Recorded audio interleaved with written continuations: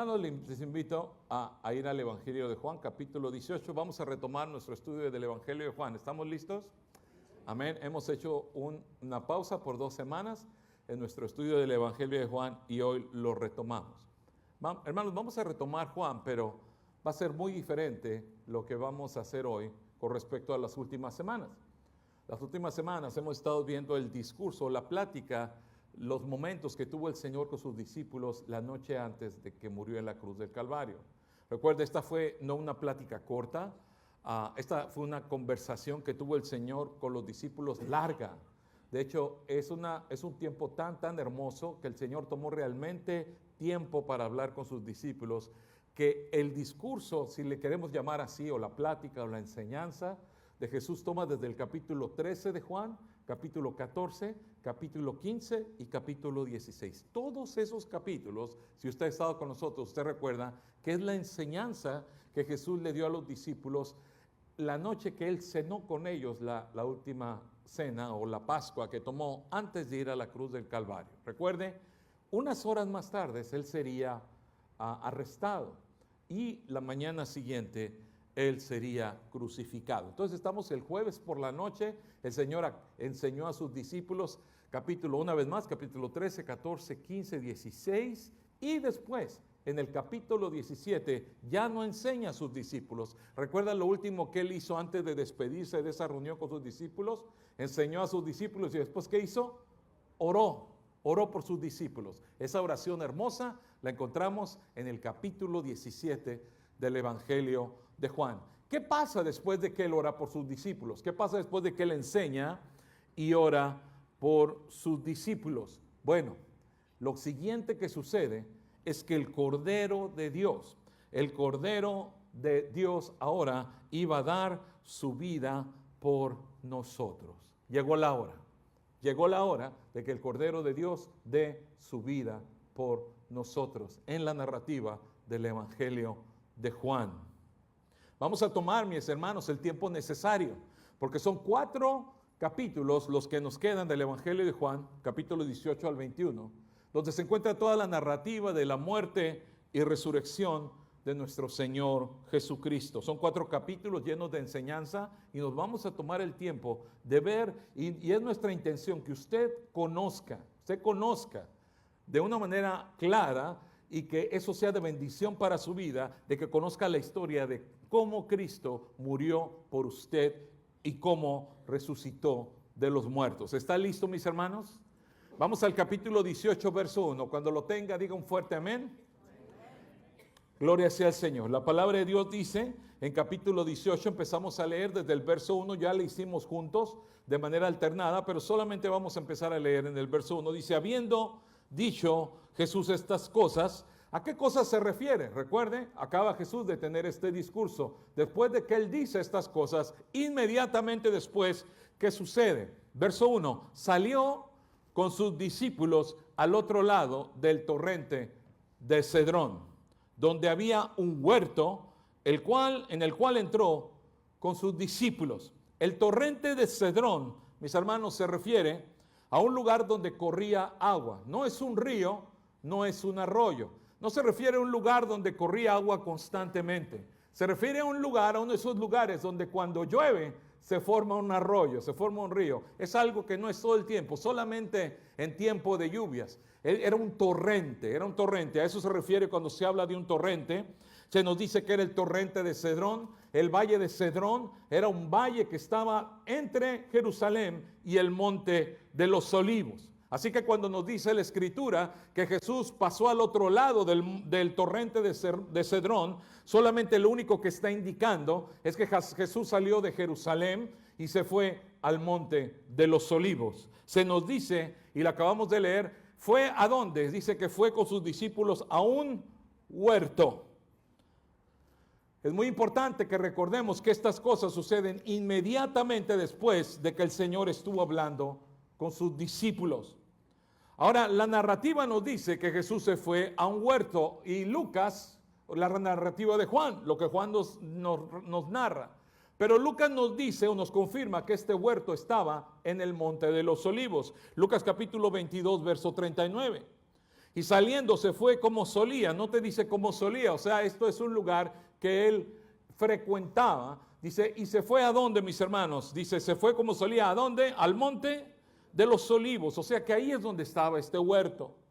Y sus discípulos también le siguieron. Mateo y Marcos nos dan el nombre del lugar. Y estoy seguro que usted sabe el nombre del lugar, porque la Biblia no lo da en el libro de Mateo, en el libro de Marcos. Marcos capítulo 14 nos dice el nombre del lugar. Vinieron pues a un lugar que se llamaba, ¿cómo se llamaba el lugar? Se llamaba Getsemaní. Y dijo a sus discípulos, sentaos aquí, entre tanto que yo oro. La palabra Getsemaní, mis hermanos, significa prensa de aceite. Es una prensa de aceite, es lo que quiere decir Getsemaní. ¿Por qué el nombre de prensa de aceite? La realidad es que es algo muy simple. El huerto, mis hermanos, estaba en el Monte de los Olivos. ¿Por qué se llamaba el Monte de los Olivos? Porque estaba lleno de olivos. Era un olivar, estaba lleno de árboles de olivo por todos lados. De hecho, hasta el día de hoy es así. Ahora, el lugar, mi hermano, o ese huerto no era un lugar de paseo, no era un parque de entretenimiento. Era un lugar de trabajo. Era literalmente el lugar donde estaba la prensa, donde se trituraban las aceitunas, de donde se sacaba el aceite. Era el lugar de donde traían el fruto de todos los olivos y lo llevaban a ese lugar. Ahí estaba la prensa del aceite, por eso era el lugar o el huerto de la prensa de aceite. Obviamente hemos visto que era un lugar que el Señor frecuentaba. Ahora el nombre, mis hermanos, es bastante adecuado desde el punto de vista de lo que el Señor sufrió ahí. Recuerde que el Señor ahí en esa noche sufre angustia emocional, espiritual que presionó su corazón. La hora había llegado de que el Señor entregara su vida y en su carne ya sentía la carga de tu pecado y mi pecado. Marcos relata la angustia de Jesús en esos momentos. Y nos lo dice de esta manera. En Marcos capítulo 14, verso 33, y tomó consigo a Pedro, a Jacobo y a Juan. Recuerde, le dijo a sus discípulos que se quedaran en cierto lugar y toma a 3 de sus discípulos con él. Dice, y comenzó a entristecerse y angustiarse. ¿De qué manera o hasta qué punto estaba triste y angustiado nuestro Señor? Ve el verso 34. Y les dijo, mi alma está, como dice el Señor, muy triste. ¿Hasta qué punto? Dice, mi alma está muy triste hasta la muerte. Esa era la angustia que el Señor estaba sintiendo en ese momento. Dice, quedaos aquí, velad. ¿Por qué el Señor les pide a sus discípulos que se queden con Él? Porque necesitaba su apoyo. Amén. Quédense conmigo, mi alma está angustiada. Necesito que estén conmigo. Pero sobre cualquier otra cosa necesitaba la ayuda de su Padre Celestial. En ese momento tan difícil, porque había llegado la hora.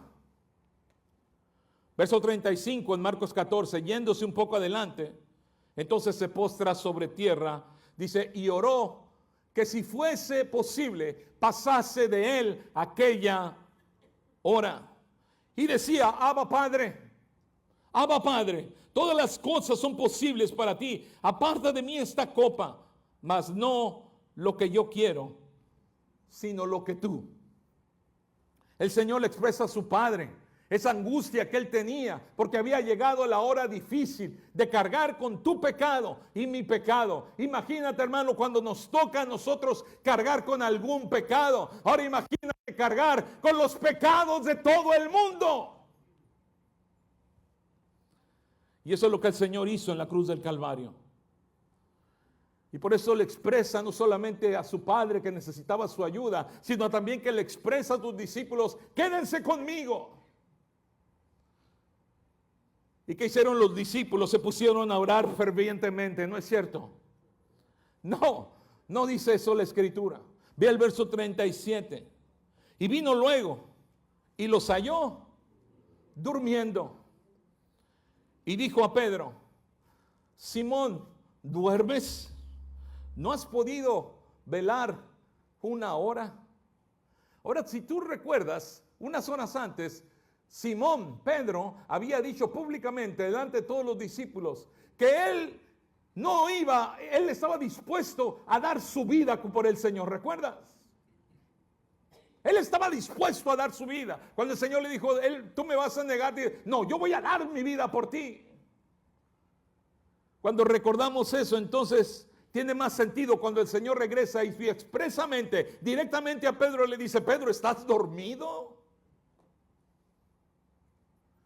Y luego le pregunta, ¿no has podido velar una sola hora?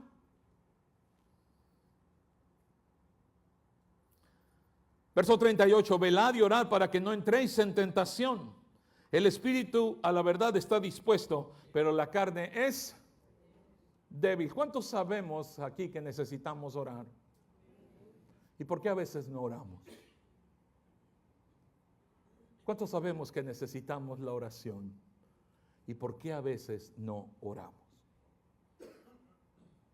Nadie aquí puede argumentar que la oración es algo malo, ni mucho menos. La oración es la manera en que nos comunicamos con Dios. Y la pregunta sigue en pie. ¿Por qué a veces nos dormimos? Y lo digo figurativamente. ¿Por qué a veces no oramos? Y tenemos que reflexionar que la imagen de los discípulos nos refleja a nosotros mismos. Ahora imagínate que encima de todo eso es Jesús quien te está pidiendo apoyo en oración. Y de todas maneras se durmieron. Ahora después de que ellos se duermen, pasa una segunda vez. Ve el verso 39, otra vez fue y oró, diciendo las mismas palabras. En otras palabras, el Señor vuelve a orar pidiéndole a su Padre lo que acabamos de leer anteriormente. Verso 40, al volver, otra vez los halló durmiendo. Y luego nos dice, ¿por qué razón? Pues no porque ninguna razón en particular, simplemente porque porque sus ojos de ellos estaban cargados de sueño. Y luego dice, no sabían qué decirle, no sabían cómo responderle. ¿Qué le vas a decir al Señor? ¿Por qué no estás orando? No sé. Y a veces nosotros también de la misma manera no sabemos qué decirle al Señor. Y pasó una tercera vez, verso 41, vino la tercera vez, estamos en Marcos 14, y les dijo, la tercera vez que el Señor viene, les dice, dormid ya y descansad. Basta, la hora ha venido.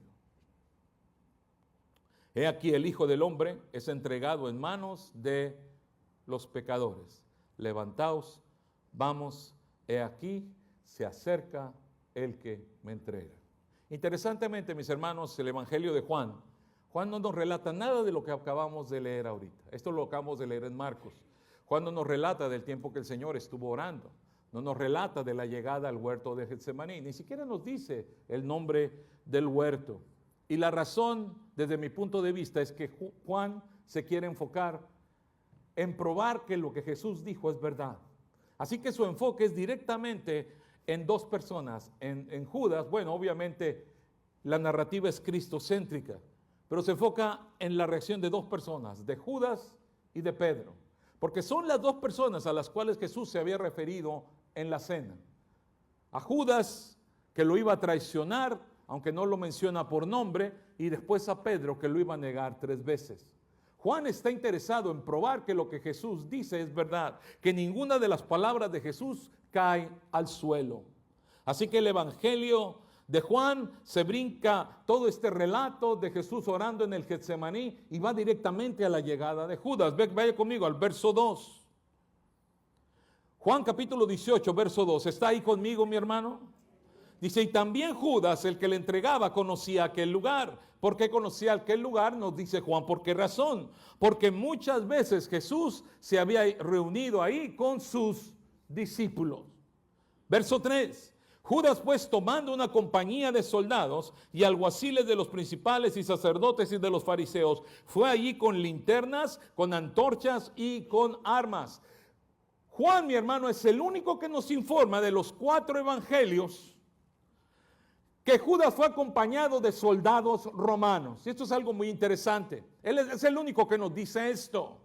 Juan fue acompañado no solamente de los alguaciles, del sumo sacerdote, sino que también soldados de Roma le acompañaron. Eso es lo que quiere decir cuando dice que fue con él una compañía de soldados. Ahora, una compañía de soldados, hermano, tenía 1000 soldados.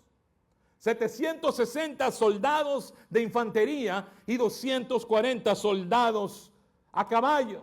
No podemos pensar en ningún momento. La escritura nos dice que todos los 1000 soldados estaban allí en esa noche, sino más bien parece indicar que un grupo selecto, dirigido tal vez por un centurión, fueron y apoyaron a los alguaciles para ir y prender a este hombre en aquella noche.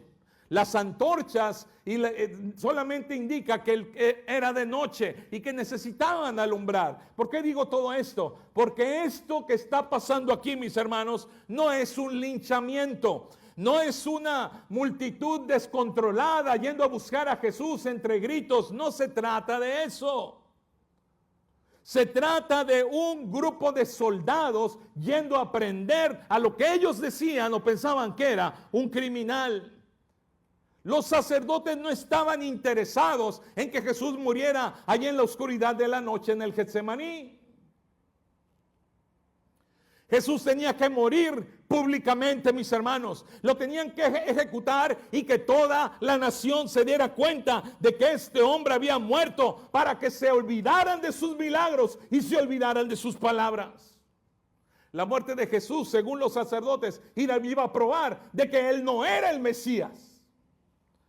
Así que no fueron a lincharlo esa noche, fueron a arrestarlo en medio de la noche para que a la mañana siguiente, cuando la ciudad se despertara, el proceso ya iba a estar avanzado, las piezas iban a estar en su lugar. Para las 9 de la mañana, mi hermano, Jesús ya estaba clavado en la cruz.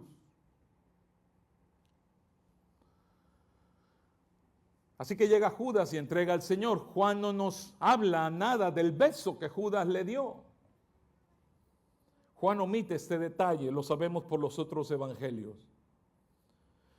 Pero en ese momento Juan cambia su atención y pone una vez más la atención en nuestro Señor Jesucristo.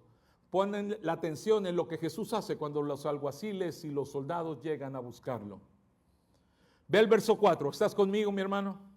Pero Jesús, sabiendo todas las cosas, note, sabiendo todas las cosas que le habían de sobrevenir, se adelantó y les dijo: ¿a quién buscáis? Juan nos revela y nos recuerda, hermano, que nada ha pasado que no esté bajo el control de nuestro Señor. Todo lo que sucede aquí es porque el Señor estuvo dispuesto a dar su vida por ti y por mí. Y note cómo dice: se adelantó. Se fue adelante. Notemos que en estos momentos, hermano, el Señor muestra una valentía, no muestra temor, no tiene ningún tipo de reserva, no pide misericordia. Todo lo contrario, sale hacia adelante y recibe a sus captores de frente, mirándoles a los ojos, y les pregunta: ¿a quién están buscando? Porque estaba él listo y dispuesto a morir por ti y por mí en la cruz del Calvario. Esa es la clase de valentía que mostró tu Señor y mi Señor en ese momento. Verso 5. Le respondieron: a Jesús Nazareno. Buscamos a Jesús Nazareno. Y les dijo: yo soy. Y estaba también, nos informa Juan, estaba también con ellos Judas, el que le entregaba. Y note lo que sucede en el verso 6, fascinante el verso 6. Y cuando les dijo: yo soy, fíjese lo que sucede. Retrocedieron y cayeron en tierra.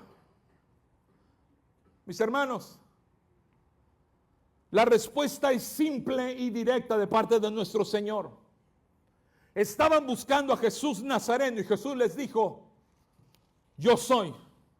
Sin embargo, mis hermanos, la reacción de la gente, de los captores, no tiene nada de simple. La reacción nos sorprende y nos intriga. Cayeron, se hicieron para atrás y cayeron en tierra. Porque en ese momento, mis hermanos, Jesús se está revelando. Este es el momento en que Jesús se está entregando a los verdugos. El cordero está siendo entregado para el sacrificio.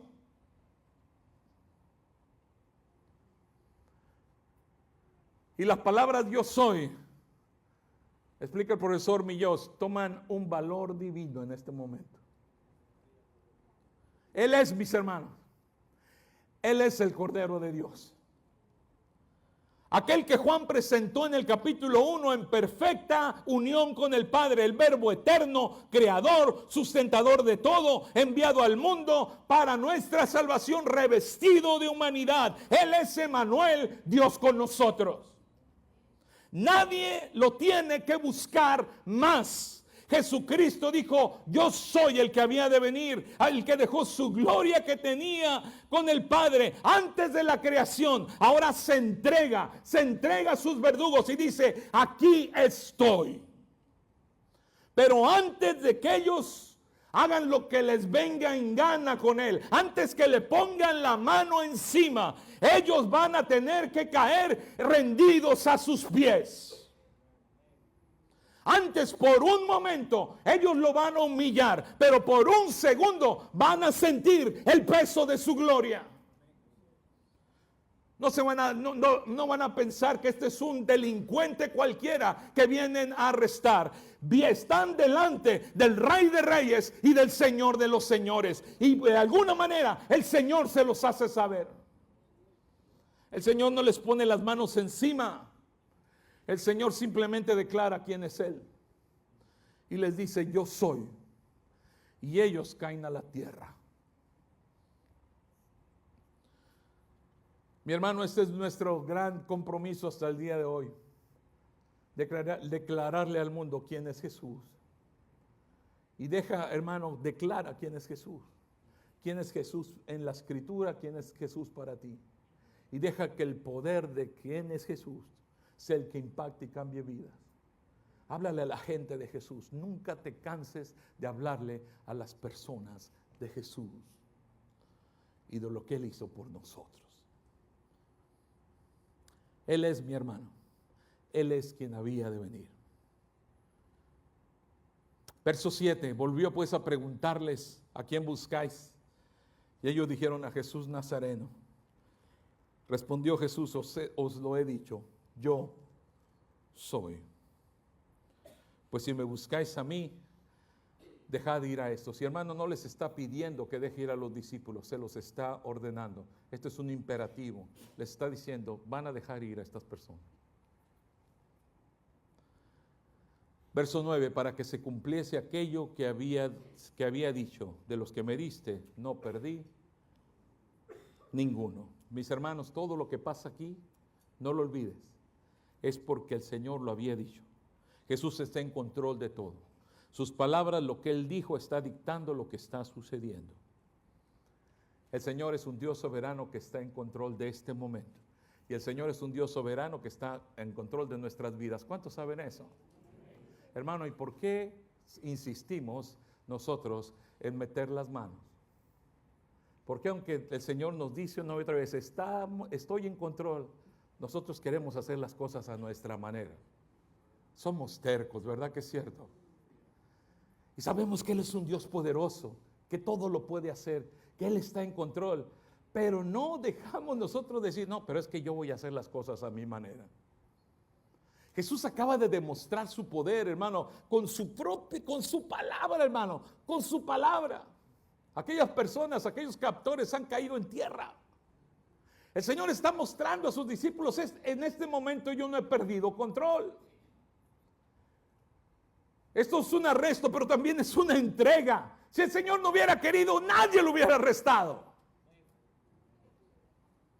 Oh, pero nosotros, por alguna razón, nuestra humanidad no puede entender que el Señor está en control. Y queremos nosotros hacer las cosas. Y en la mayoría de las veces, hermano, tal vez todas las veces que hacemos eso, no lo hacemos porque queremos agradar al Señor. Lo hacemos por nuestra propia conveniencia.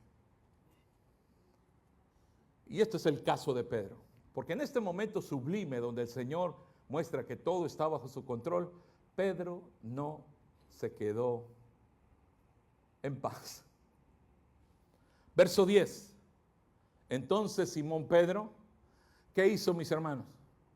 Que tenía una espada, la desenvainó e hirió al siervo del sumo sacerdote y le cortó la oreja.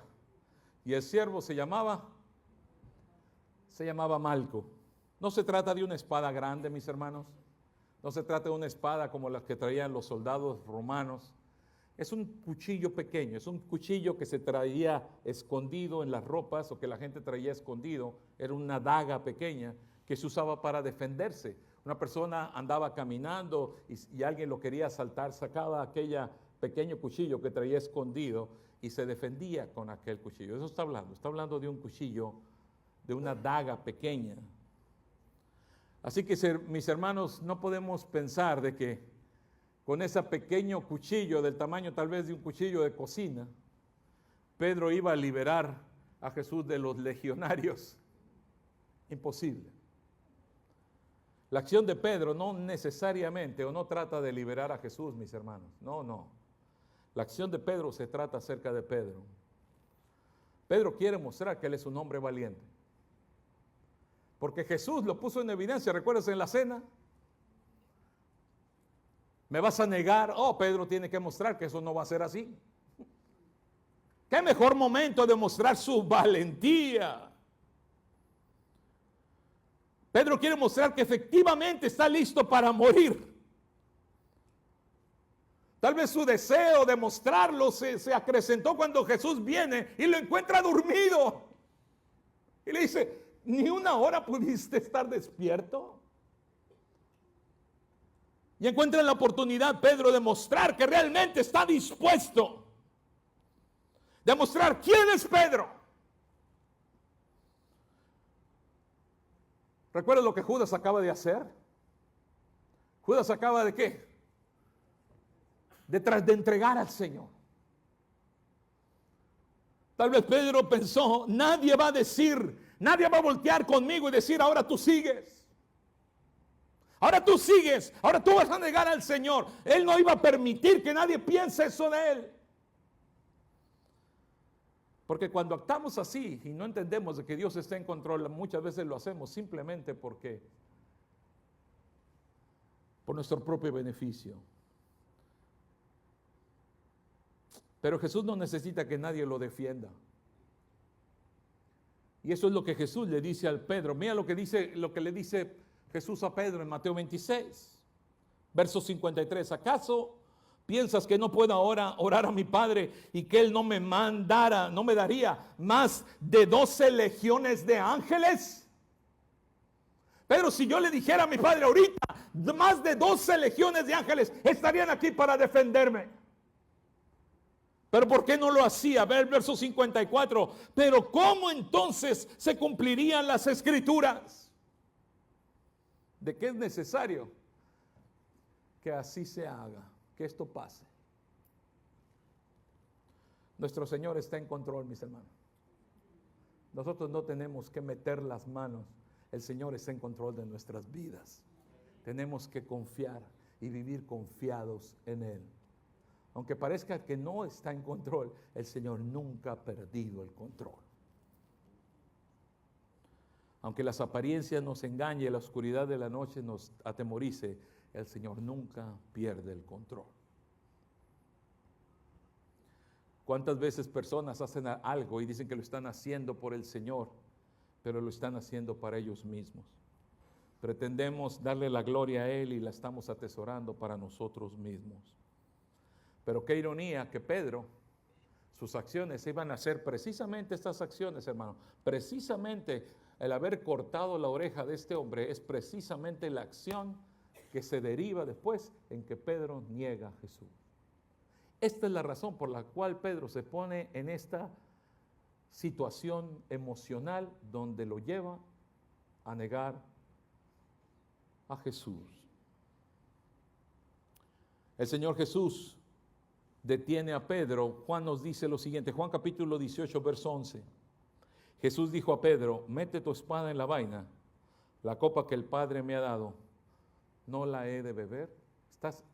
¿lo que quieres es detener la voluntad de Dios? Absolutamente no. Jesucristo debía de beber la copa del Padre, la copa que el Padre le daba porque era la voluntad del Padre. Al mismo tiempo, los otros evangelios nos dicen que Jesús tuvo compasión de Malco, de aquel hombre. ¿Recuerdas? Juan no nos lo dice, es interesante, Juan no nos dice eso, pero los otros evangelios nos dicen que el Señor, aquella oreja, sanó la oreja de aquel hombre. ¿Recuerdas? Juan no nos lo explica eso, pero sí lo sabemos por los demás evangelios. Y entonces después de que llegan y arrestan al Señor, entonces se lo llevan. Verso 12. Entonces la compañía de los soldados, el tribuno y los alguaciles de los judíos prendieron a Jesús y le ataron. Y le llevaron primeramente a Anás, porque era suegro de Caifás, que era sumo sacerdote aquel año, y era Caifás el que había dado el consejo a los judíos de que convenía que un solo hombre muriese por el pueblo. Llevan a Jesús, mis hermanos, lo llevan a la casa de Caifás. Ahora esas casas, hermanos, eran casas muy grandes.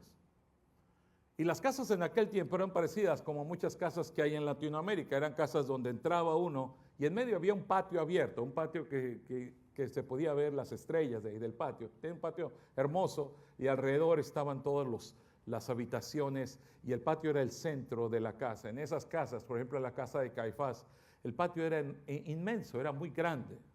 Realmente cuando dice que era una casa, se refería a algo más parecido como una hacienda o algo así.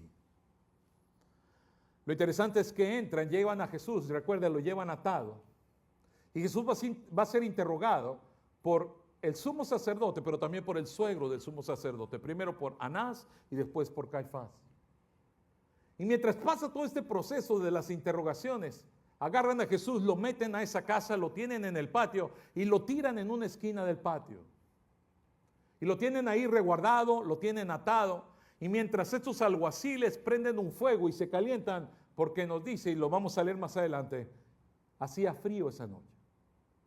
Y están en aquella fogata, se están calentando.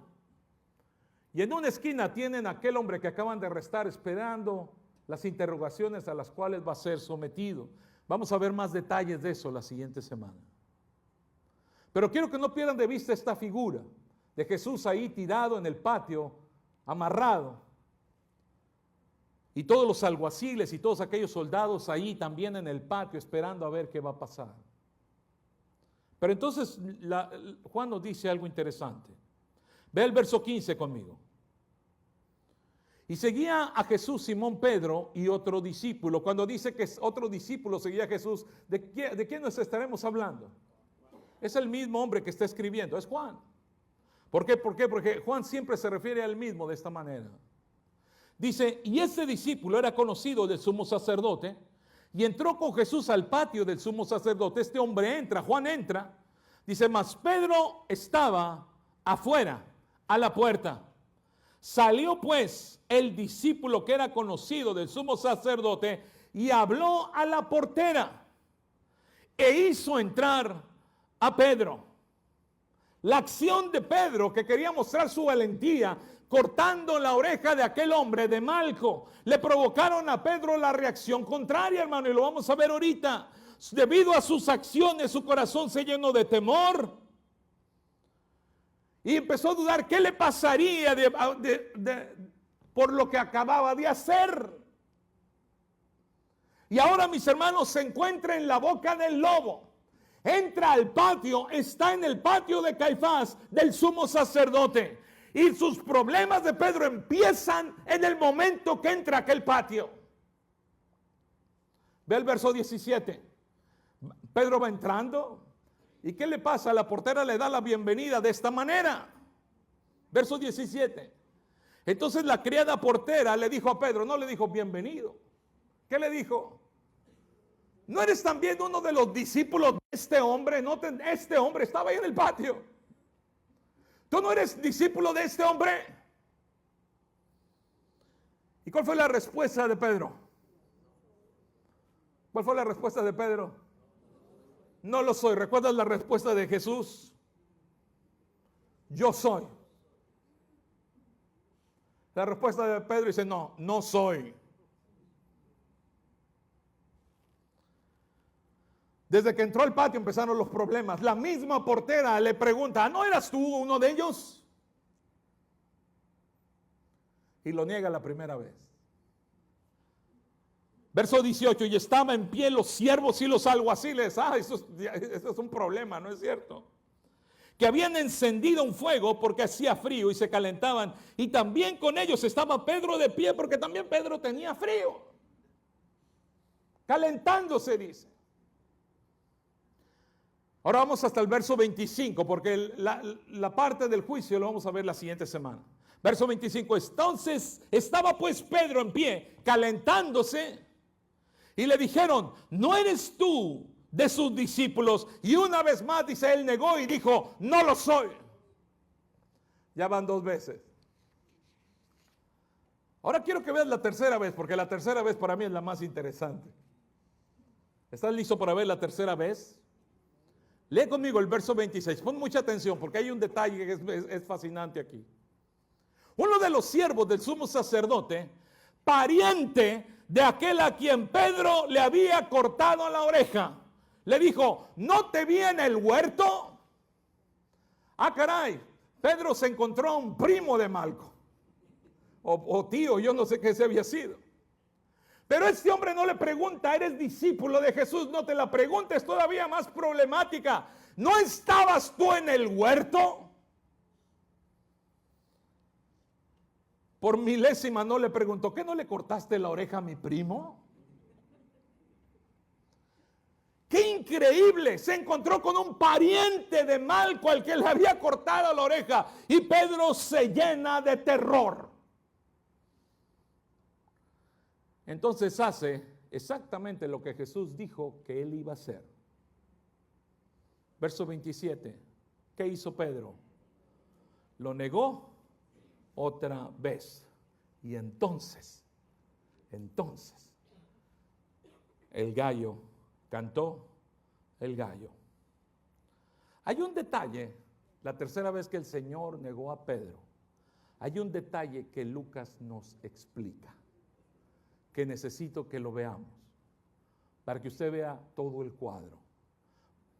Mire lo que dice Lucas 22:59. Como 1 hora después, esta es la tercera vez que Pedro niega al Señor. Así lo relata Lucas. Como 1 hora después, otro afirmaba diciendo, verdaderamente también estaba con él, porque es Galileo. Y Pedro dijo, hombre, no sé lo que dices, no sé ni de qué estás hablando. Y enseguida, mientras él todavía hablaba, el gallo cantó. Ahora vea usted este detalle. Entonces, vuelto el Señor, miró a Pedro. Porque recuerdas que no solamente Pedro estaba en el patio. ¿Quién también estaba en el patio? ¿Quién estaba siendo resguardado ahí en una esquina del patio, amarrado? Ahí estaba Jesús. ¿Te habías puesto a ver que Pedro negó a Jesús enfrente de Jesús? Y la tercera vez que lo niega, dice Lucas, el Señor volteó a verlo.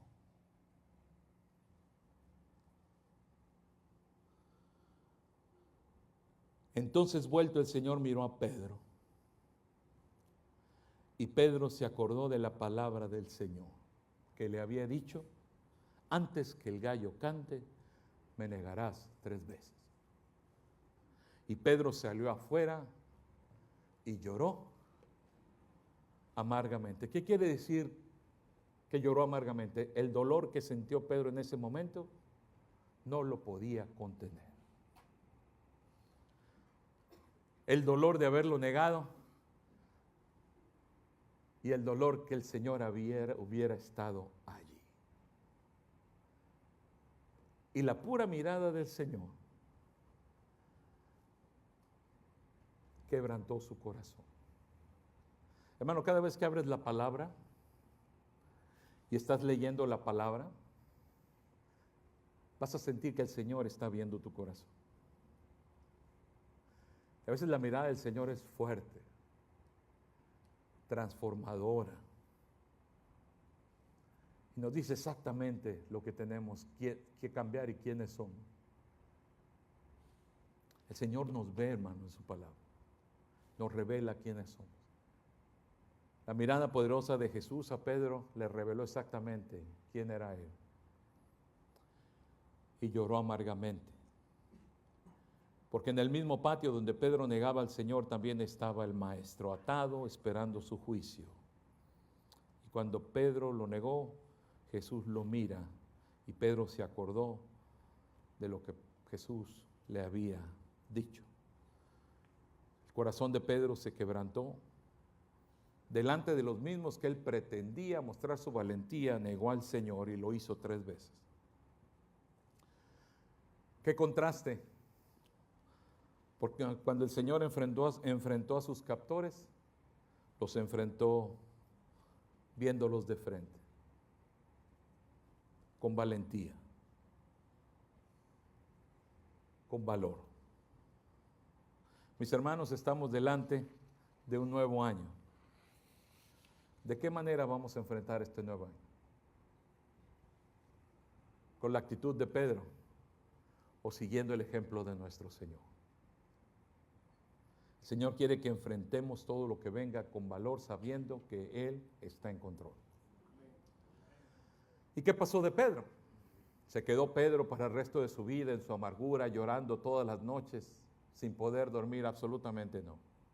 ¿Sabes por qué, mi hermano? Y eso lo vamos a ver más adelante. Porque el Señor es un Dios de segundas oportunidades. Gracias al Señor por eso, ¿verdad? Porque el Señor recibe a un corazón que se arrepiente. Así que vamos a ver cómo Pedro tiene oportunidad de restablecer su relación con el Señor. Porque el Señor ama a Pedro de una manera y tiene un plan para su vida. Sí le falló al Señor, pero nuestro Dios recibe los corazones que se arrepienten. Años más tarde, vamos a ver la transformación de Pedro y la vamos a ver en la Escritura. Quiero que leas lo que Pedro le dice, lo que escribe en su carta años después. Este es el mismo Pedro que aquella noche negó al Señor. Pero años después, Pedro escribiría estas palabras. Primera de Pedro capítulo 3, verso 14. Mas también, esto es Pedro hablando, años después. Si alguna cosa padecéis por causa de la justicia, bienaventurados sois. Por tanto, no os amedrentéis por temor de ellos, ni os conturbéis, sino santificad a Dios el Señor en vuestros corazones y estar siempre preparados para presentar defensa con mansedumbre y reverencia ante todo aquel que os demande razón de la esperanza que hay en vosotros, teniendo buena conciencia, para que en lo que murmuran de vosotros como de malhechores sean avergonzados los que calumnian vuestra buena conducta en Cristo. Porque mejor es que padezcáis haciendo el bien, si la voluntad de Dios así lo quiere, que haciendo el mal. En aquella noche, Pedro padeció haciendo el mal. Está hablando de experiencia propia. Dice, porque también Cristo padeció una sola vez por los pecados, el justo por los injustos, para llevarnos a Dios. Siendo a la verdad muerto en la carne, pero vivificado en el Espíritu. Mis hermanos, esta es una maravillosa historia, pero aquí tenemos que parar. Y vamos a seguir esta narrativa de lo que el Señor sufrió, pero quiero que te lleves este pensamiento en tu corazón. Este año que comienza, enfréntalo como enfrentó el Señor esta hora, confiando en su Padre, poniendo las cosas en manos de su Padre y enfrentando lo que venía con valor. Esa es la actitud que el Señor quiere que tengamos en este nuevo año. Inclina tu rostro, vamos a orar.